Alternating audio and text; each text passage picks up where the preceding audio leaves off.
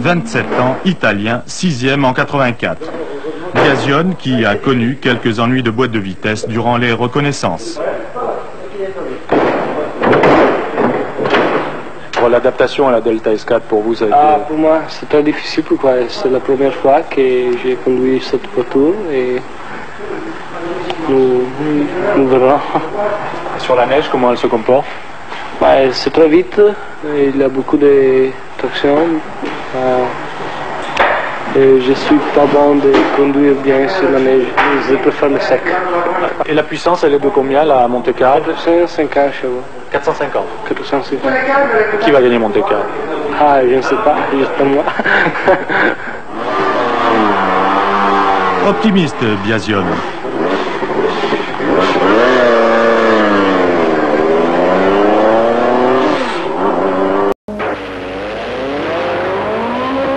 Massimo Biasion auf seinem Lancia S4, Startnummer 9, fährt Bestzeit.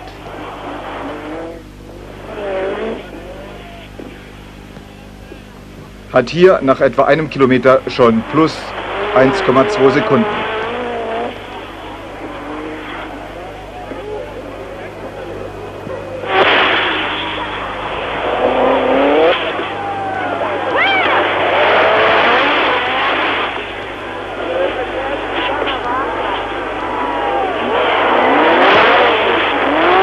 Der Italiener fährt einen spektakulären Stil, ist am Ende wesentlich schneller als die Mitbewerber.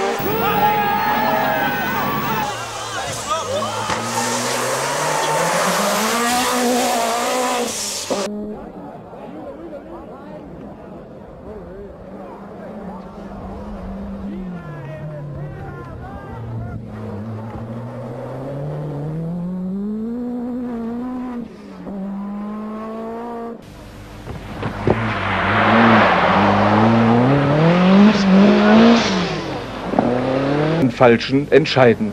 Das heißt Reifenroulette bei der Rallye Monte Carlo.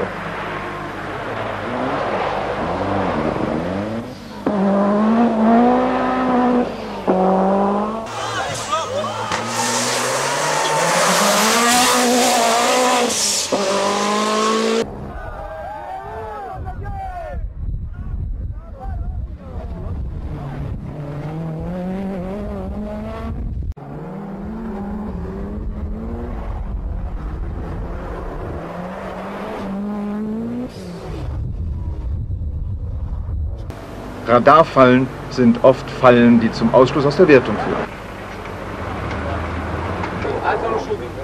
Lancia bringt ganze Karossen zum Service.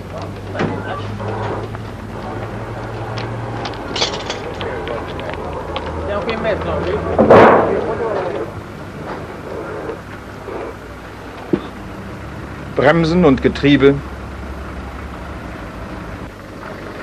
Ein Reparaturplan wird aufgestellt.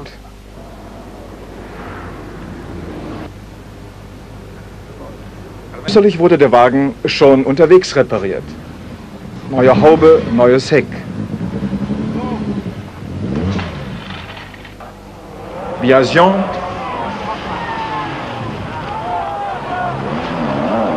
Dann Walter Röhrl.